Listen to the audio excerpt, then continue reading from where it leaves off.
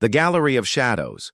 The autumn rain painted streaks across the floor-to-ceiling windows of the Whitmore Gallery, transforming Chicago's city lights into liquid gold. Nora Blake stood before a painting of a woman with two faces, one looking forward, one glancing back, and wondered if the artist had somehow seen into her soul. "The duality of identity," a voice said behind her. Fascinating choice for the centerpiece.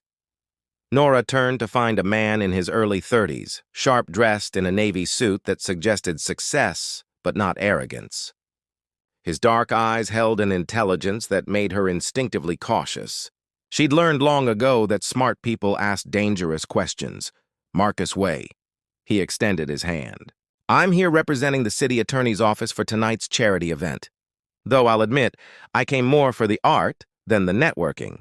"Nora Blake, curator." She shook his hand, noting its warmth, the confident grip. "What draws you to this piece specifically?" Marcus studied the painting again. "I spend my days prosecuting people who live double lives, criminals hiding behind legitimate businesses. This painting reminds me that sometimes people wear masks not because they're deceitful, but because they're protecting something." The observation struck too close to home. Nora felt her carefully maintained composure waver. "That's a surprisingly empathetic take for a prosecutor." "My job is justice, not judgment," Marcus smiled, and something in that smile made Nora's chest tighten with a feeling she'd forbidden herself for 15 years. "Though I have to ask, do you believe some secrets are worth keeping?" Every instinct screamed at her to deflect, to excuse herself, to maintain the safe distance she kept from everyone. But there was something in Marcus's gaze that wasn't probing or suspicious. It was genuinely curious, open. "I believe," Nora said carefully, "that some secrets are survival. We all have parts of ourselves we keep hidden, not because we want to, but because we must." They stood in silence for a moment, the sounds of the gala fading into background noise. Around them, Chicago's elite mingled with champagne flutes and practiced laughter, but in this small space before the painting, something real was happening. "Would you like to get coffee sometime?" Marcus asked. "Somewhere quieter than this. I'd love to hear more about your perspective on art and identity." Nora knew she should say no. She'd said no to every connection, every possibility of intimacy since she was 13 years old. Since the night U.S. Marshals had rushed her family out of New York, away from the ruins of their old life, away from everyone who'd known Julia Moretti. But 15 years of loneliness had worn her down. And Marcus's eyes held something she'd almost forgotten existed, the possibility of being genuinely seen. "Wednesday," she heard herself say. "There's a cafe on Morrison Street. 7 o'clock. Marcus's smile transformed his entire face. "I'll be there." As he walked away to rejoin the gala, Nora turned back to the painting of the two-faced woman. The one looking forward seemed hopeful now. The one looking back seemed terrified. She understood both completely. Dangerous proximity. 3 weeks had passed since that first coffee, and Nora found herself breaking every rule she'd lived by for 15 years. Wednesday coffees had become Friday dinners, then weekend walks along Lake Michigan, then late-night phone calls that stretched until dawn. Marcus had a way of making her forget the carefully constructed walls she'd built around herself. "Tell me something true," Marcus said one evening as they sat in his apartment, rain drumming against the windows. They'd just finished dinner, pasta carbonara that Marcus had insisted on making from scratch, filling his kitchen with the scents of garlic and pancetta that reminded Nora painfully of her childhood. "Something true?" she echoed, curling deeper into his couch, trying to keep her voice light. "Everyone gives me their resume version of themselves," Marcus explained, pouring them both more wine.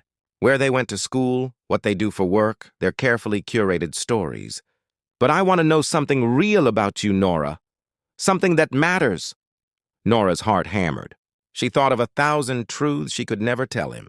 "My real name is Julia Moretti. My father helped destroy the Costello crime family. I've been running my entire adult life. Everything you know about me is a lie."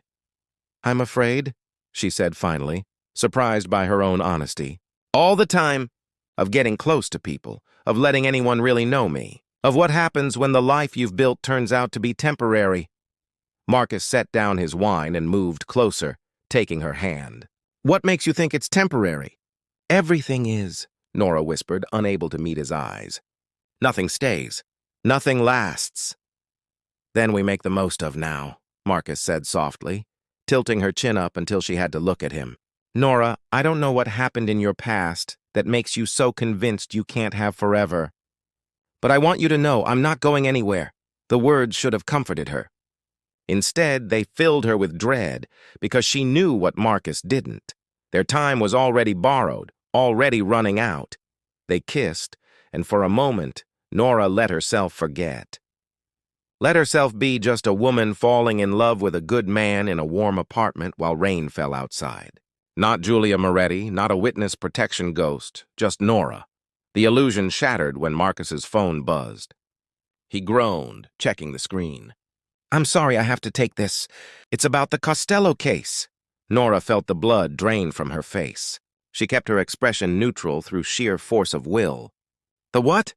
Vincent Costello, Marcus said, already moving toward his study. Sorry, this'll just take a minute. Major organized crime case I've been building for 2 years. He disappeared into the other room, and Nora sat frozen on the couch. Vincent Costello. She knew that name like she knew her own heartbeat, both the real one and the false one.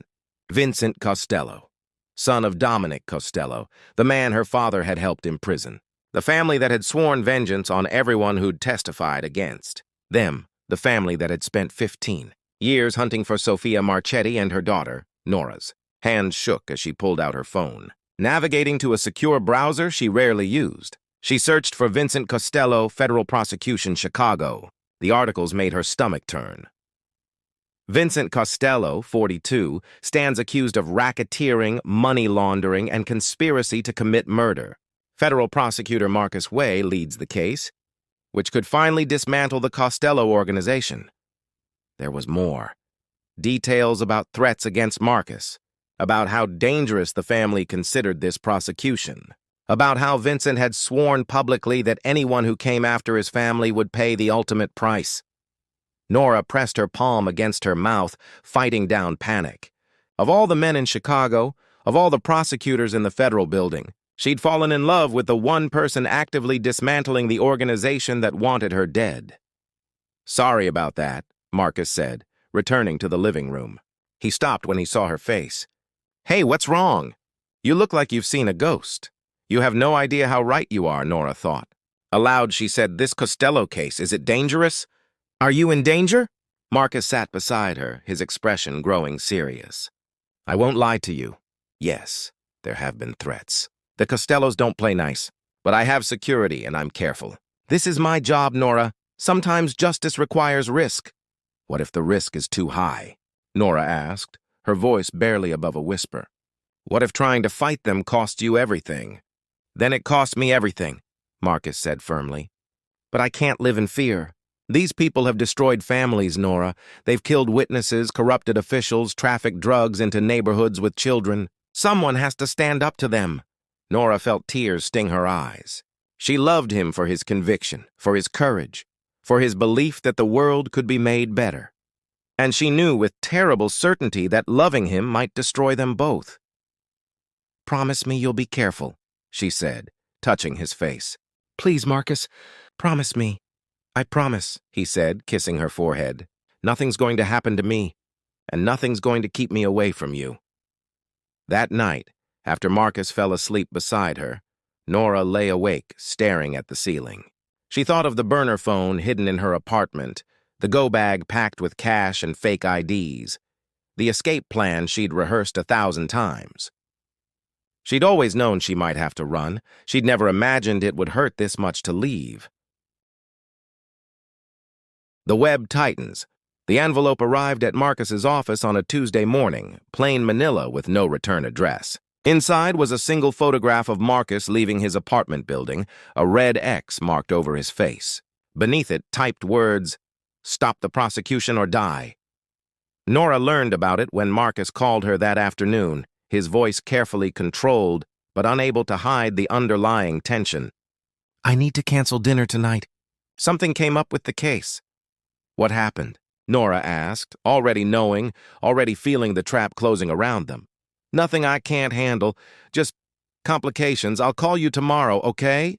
But complications multiplied like shadows at sunset. Over the next week, Marcus received 2 more threats, one spray-painted on his car, another left on his doorstep. Federal agents increased his security detail. He moved through the city now with escorts, his life contracting into a smaller and smaller circle of safety. Nora watched it happen with growing horror, knowing she was the missing piece of a puzzle that could destroy them both. She should have run already. Every instinct, every training session with the U.S. Marshals, every warning from her handler had prepared her for this exact scenario. Disappear before anyone connects you to the danger. But she couldn't leave Marcus. Not when he was in danger because of her world, her past, her family's choices. She made a decision that terrified her. She called her handler for the first time in 3 years. "This is Bluebird," she said, using her protection program codename. "I need information on the Costello organization's current activities in Chicago." Marshal Patrick Donnelly's voice came through tight with concern. "Julia? Jesus, we've been trying to reach you. We have intelligence that suggests the Costellos may have located your area. We're prepared to move you immediately. Tell me about Vincent Costello's prosecution," Nora interrupted. "The federal case. What do you know?" A long pause. "Why are you asking about that?" "Please, Patrick. I need to know." She heard him typing, then a low whistle. "The prosecutor on that case is in serious danger. Marcus Way. We've been monitoring the situation because of its connection to your father's original testimony. Vincent Costello has put out word that he's looking for anyone connected to the original witnesses. Julia, if you have any connection to this prosecutor, you need to cut it immediately and let us relocate you." Nora closed her eyes. "What if I told you I can't do that?" "Then I'd say you're making a fatal mistake. These people don't forgive and they don't forget. Your father took everything from them. They want blood, and they'll take it from anyone they can reach." After hanging up, Nora stood in her apartment. The life she'd built, the identity she'd crafted, the fragile normalcy she'd fought so hard to achieve, and knew it was all about to crumble. She began pulling away from Marcus. Canceled dates with vague excuses. Let his calls go to voicemail. Responded to his texts with increasing brevity. She told herself it was protection. That distance would keep him safe. Marcus didn't accept it quietly. He showed up at the gallery on a Thursday evening just before closing. Nora was alone, cataloging new pieces for an upcoming exhibition. She looked up to find him standing in the doorway, his expression a mixture of hurt and determination. "What's going on, Nora?" he asked without preamble. "And don't give me another excuse about being busy. Something changed, and I need to know what.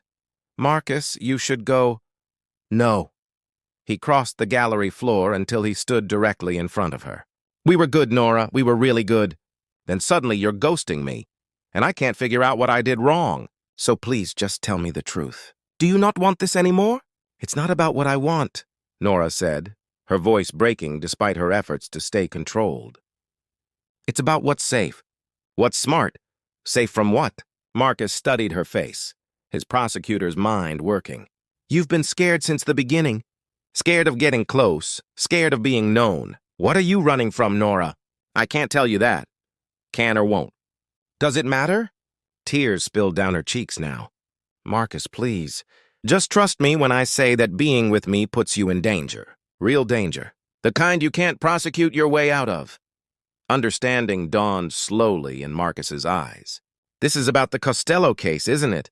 When I mentioned it, you looked terrified. Nora, what's your connection to—" The gallery's front window exploded inward. Nora's training kicked in instantly. She grabbed Marcus and pulled him down behind a display counter as bullets tore through the space where they'd been standing. Glass rained down around them, and she could hear footsteps, multiple people, entering through the shattered window. "Stay down," she hissed. Her voice transformed into something Marcus had never heard before. Commanding, military precise, lethal. "Nora." "What?" She pressed a hand over his mouth, listening. 2 shooters, maybe 3, moving methodically through the gallery, checking behind each display. Professional, patient. The kind of killers who didn't miss. Nora's mind raced through scenarios. The back exit was 40 feet away across open floor. They'd never make it. Her phone was on the desk, too far to reach. Marcus's security detail was outside, but they might already be dead. She had one advantage: 15 years of preparation for exactly this moment. "When I move, you run for the back exit," she whispered to Marcus. "Don't look back. Don't wait for me. Just run and get help. I'm not leaving you." "You don't have a choice." Nora's voice was cold now, all pretense of the vulnerable curator stripped away. "I've been trained for this, Marcus. You haven't. So when I say run, you run. Understand?" A shadow fell across their hiding spot. One of the shooters had found them. Nora moved with speed that shocked Marcus. She surged upward, using a heavy sculpture as a weapon, bringing it down on the gunman's wrist. His weapon clattered away. She followed with an elbow strike to his throat, dropping him gasping to the floor. "Run!" she shouted to Marcus. But as he stumbled toward the back exit, the second shooter appeared, weapon raised and aimed directly at Marcus's back. Nora didn't think. She threw herself forward, tackling Marcus to the ground as the shot rang out. They hit the floor hard, and she felt a burning pain across her shoulder, grazed, not fatal, but enough to make her vision blur. The shooter advanced, and Nora knew they were out of time and options. Then the gallery's back door burst open, and federal agents poured in, weapons drawn. The shooter tried to run but was tackled within seconds. Within 2 minutes, the entire scene was secured. 3 shooters in custody, Marcus and Nora alive, the gallery destroyed. Marshal Donnelly appeared in the chaos, his face grim as he looked at Nora. "You broke protocol, again, and now he knows." Nora looked at Marcus, who was staring at her with a mixture of shock and dawning comprehension. Blood seeped through her shirt from the graze wound. Her hands, which moments ago had moved with trained precision to neutralize a threat, now trembled. "Yeah," she said quietly. "Now he knows." The truth breaks free. They took Marcus to a secure federal facility for debriefing. Nora, or Julia as they now called her, was in a separate room, being treated for her wound and simultaneously interrogated by Marshal Donnelly and 2 FBI agents she didn't recognize. 15 years, Donnelly said, pacing the small room. 15 years of perfect protocol, and you throw it all away for what? A boyfriend? He was going to die, Julia said flatly, wincing as the medic finished bandaging her shoulder. The Costellos found me. They were using Marcus to draw me out. If I hadn't been there, If you hadn't been there, he wouldn't have been a target in the first place, one of the FBI agents cut in. Agent Rita Vasquez, according to her credentials. Sharp-eyed, no nonsense. Your relationship with Prosecutor Way compromised both his safety and yours, not to mention potentially jeopardizing the entire case against Vincent Costello. Then arrest me, Julia said tiredly. But let me see Marcus first. He deserves an explanation. He deserves the truth, Donnelly said. The question is whether you're prepared to give it to him. All of it. Because once you do, there's no going back. His life changes permanently. You understand that? Julia nodded slowly. She understood. She'd understood the moment she'd decided to save him instead of run. Some choices unmade the entire world you'd built, and you made them anyway. They brought Marcus in an hour later. His suit was torn and dirty from the gallery floor, his face pale but composed. He was still in prosecutor mode, observing, analyzing, preparing his case. But when he saw Julia, something in his expression cracked. "Who are you?" he asked quietly. "Really?" Julia gestured to the chair across from her.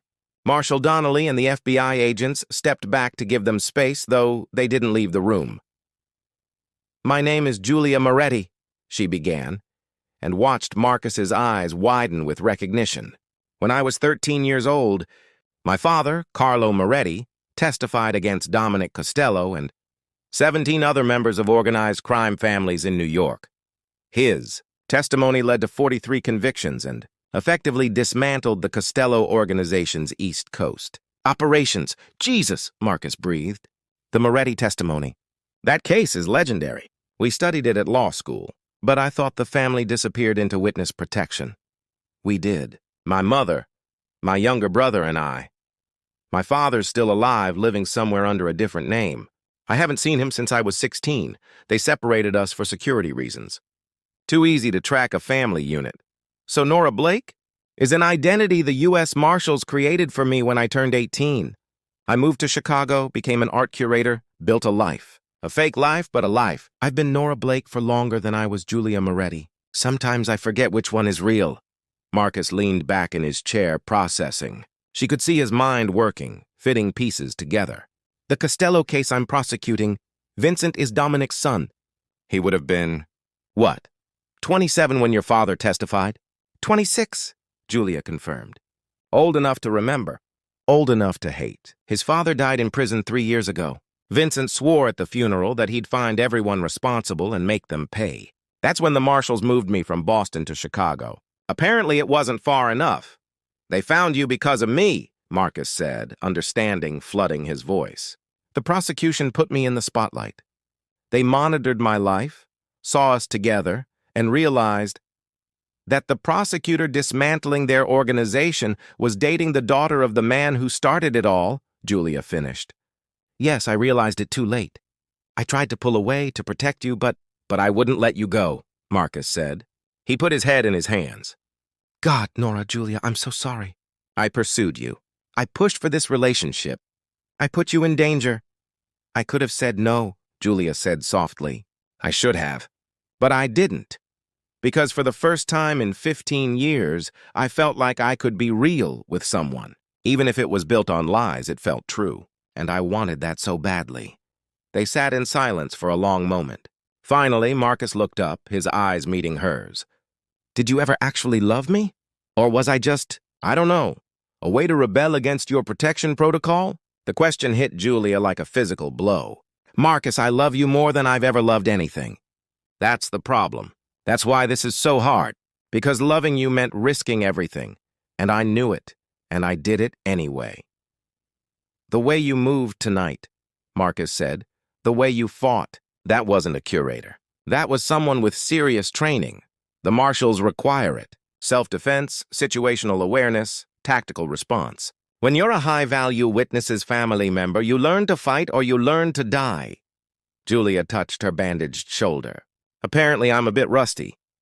You saved my life, Marcus said quietly. Rusty or not, you put yourself between me and a bullet. That's not nothing, Julia. Marshal Donnelly stepped forward. Mr. Way, we need to discuss your options. The Costello organization now knows about your relationship with Julia. That makes you a permanent target. We can offer you protective custody during the trial, and afterward we can help you relocate. No, Marcus said firmly. I'm not running. I'm not hiding. And I'm sure as hell not dropping this prosecution. Marcus, Julia started. No, he repeated, standing up. Listen to me. All of you, I've spent my entire career fighting people like the Costellos. People who use fear and violence to control others, to silence witnesses, to operate above the law. If I run now, they win. If I hide, they win. And I don't intend to let them win. Agent Vasquez exchanged a glance with Donnelly. Mr. Way, we admire your conviction, but this isn't just about professional pride. These people will kill you. They've already tried once. Then we make sure they don't succeed, Marcus said. He turned to Julia. You've been fighting them alone your entire life. Running, hiding, living under a fake name. What if we tried something different? What if we fought back? With what? Julia asked, though hope was starting to kindle in her chest. I'm one witness protection subject with self-defense training. You're a prosecutor with a target on your back. We can't take on the entire Costello organization. No, Marcus agreed. But we could help dismantle it. Julia, you grew up in that world. You know how these families operate, how they think, how they protect their operations. That knowledge could be invaluable to the case. Donnelly stepped forward, interested now. She'd have to testify. Become a witness herself, not just a protected family member. That would paint an even bigger target on her. But it would also give her agency, Marcus argued. Right now, she's just running from shadows. What if instead she helped shine a light on them? What if we worked together to finish what her father started 15 years ago? You're insane, Julia said, but she was smiling through her tears. Completely insane. Probably, Marcus admitted. He knelt in front of her chair, taking her hands. But I'd rather be insane with you than safe without you. And I'd rather we fight this together than spend our lives looking over our shoulders. What do you say, Julia Moretti? Are you ready to stop running? She looked at their joined hands, then up at his face. This good man who somehow loved her despite everything, who wanted to fight beside her instead of fleeing from her. Yes, she whispered. God help us both, yes. Marshall Donnelly sighed deeply. You two are either the bravest people I've ever met or the most foolish. Possibly both. He looked at Agent Vasquez. Call the task force. Tell them we have a new witness for the Costello case, and someone get the safe house ready. These two are going to need serious protection while we build the case.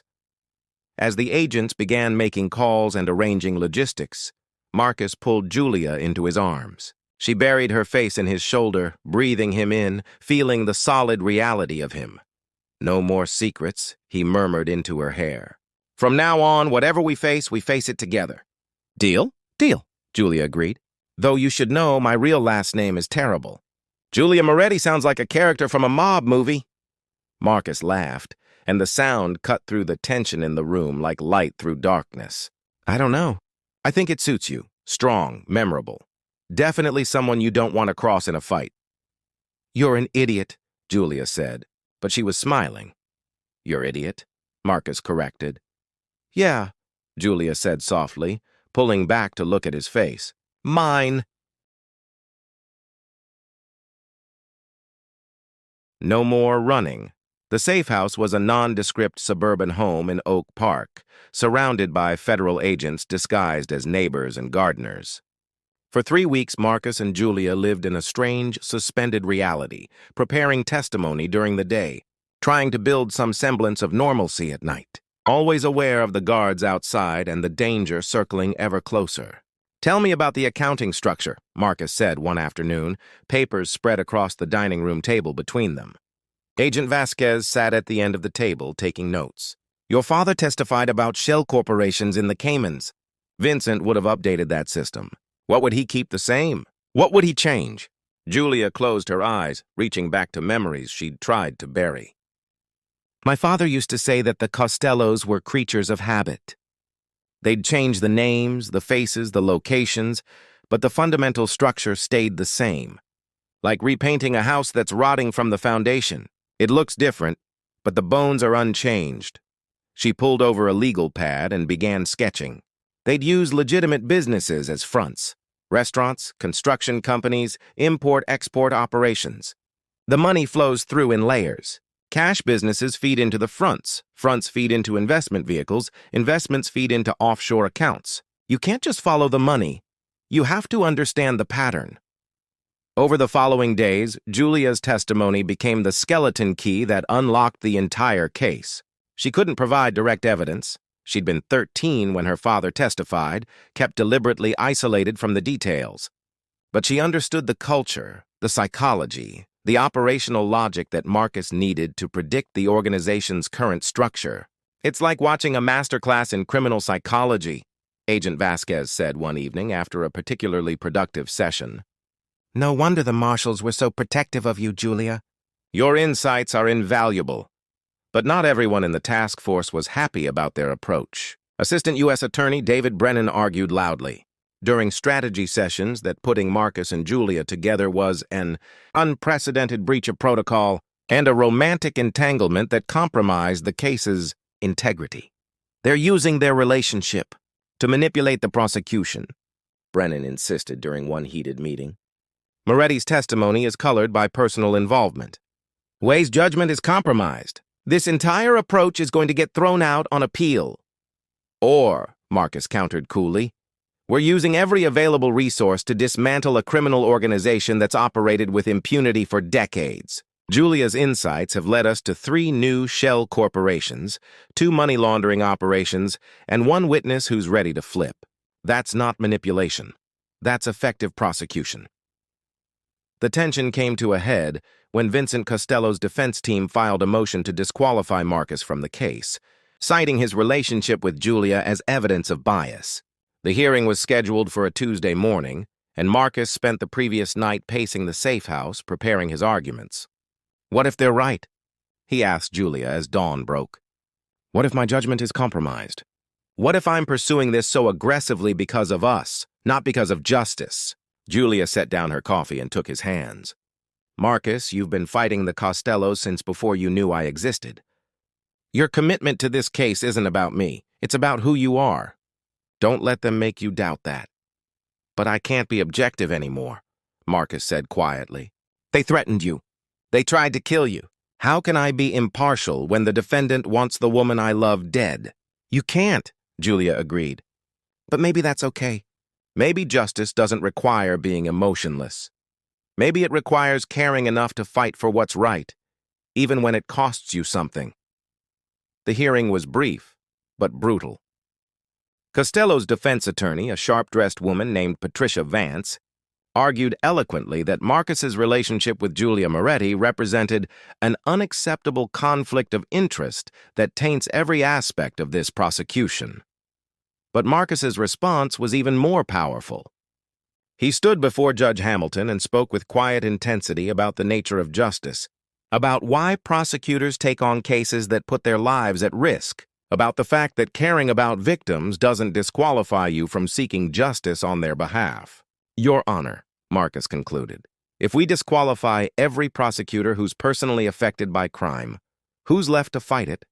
The defense would have you believe that my relationship with Ms. Moretti makes me biased. I'd argue it gives me clarity. I understand exactly what's at stake, and I'm more committed than ever to ensuring that the Costello organization faces consequences for decades of violence and intimidation. Judge Hamilton took less than an hour to rule. Motion denied. This court recognizes that the relationship between Mr. Way and Ms. Moretti is unconventional, but it does not constitute grounds for disqualification. The prosecution may proceed. That night, back at the safe house, Marcus and Julia celebrated with takeout Chinese food and cheap champagne provided by the protective detail. One more week until trial starts, Marcus said, raising his plastic cup. You ready? No, Julia admitted. Terrified, actually. But I'm doing it anyway. That's what courage is, Marcus said. Doing the right thing even when you're scared. The trial lasted 6 weeks. Julia's testimony came on day 18, and she sat in the witness box for 2 full days of direct examination and cross-examination. She spoke calmly about her father's work for the Costellos, about what she'd observed as a child, about the culture of violence and intimidation that had defined her early life. Patricia Vance tried every angle to discredit her, suggesting her memories were unreliable, implying her relationship with Marcus had coached her testimony, arguing that a 13-year-old couldn't possibly understand the complex financial operations she described. But Julia held firm. And when Vance pushed too hard, suggesting that Julia's family had profited from criminal activity before turning on the Costellos, Julia's response silenced the courtroom. My father was an accountant who made a terrible mistake working for terrible people, she said quietly. But when he understood the harm they were causing, the families destroyed, the communities poisoned, the lives ruined, he chose to make it right. That choice cost him everything. His career, his home, his family's safety. We've spent 15 years in hiding because he tried to do the right thing. So don't you dare suggest we profited from his courage. The jury deliberated for 4 days. When they returned, the verdict was unanimous, guilty on all counts. Vincent Costello was sentenced to 35 years in federal prison without possibility of parole. Within weeks, the investigation spawned from the trial led to 17 additional arrests and the complete dismantling of the Costello organization's Chicago operations. The FBI held a press conference to announce the results. Marcus stood at the podium, flanked by Agent Vasquez and other members of the task force. He spoke about the case, about the importance of witnesses who risked everything to testify, about how justice sometimes took decades but always mattered. Julia watched from the safe house, and when the broadcast ended, Marshal Donnelly turned to her with a slight smile. You know what this means? He asked. With the organization dismantled and Vincent in prison, you're free. The threat's gone. You can go back to being Nora Blake, or you can reclaim Julia Moretti, or you can be someone entirely new. Your choice. Julia looked at the empty room, the temporary furniture, the life she'd been living in limbo. Then she picked up her phone and called Marcus. Hey, she said when he answered. Ready to start our real life? 6 months later, they stood in a small courthouse in downtown Chicago. No federal agents this time, just a handful of friends and Marcus's parents who'd flown in from California. Julia wore a simple white dress. Marcus wore the Navy suit from the night they'd met. Judge Hamilton, who'd presided over the Costello trial, performed the ceremony. When she pronounced them married, the small gathering erupted in applause. "So," Marcus said afterward as they walked out into the bright autumn afternoon, "what do we do now?" Julia considered. She'd spent 15 years running from her past, then months fighting it. Now finally, she was free to choose her own future. "We live," she said simply. "No more secrets. No more hiding, just life." "Sounds perfect," Marcus agreed, pulling her close. "Though I have to warn you, life with a federal prosecutor is pretty boring. Lots of paperwork. Late nights at the office. Terrible coffee." "Good thing I know how to fight then," Julia said with a smile. "Someone's got to keep you interesting." They walked together down the courthouse steps, into the city that had become their home, into the life they'd fought so hard to build. Somewhere, in another state under another name, Julia's father would read about the wedding in a carefully vetted news article. Her brother, living his own protected life, would receive a photo through secured channels. And Julia, no longer just a curator, no longer just a witness, no longer just a woman in hiding, would finally get to be herself. All of herself, with the man who'd seen her truth and loved her anyway. Behind them, the courthouse doors closed. Ahead, the city stretched out in endless possibility. They didn't look back. The end.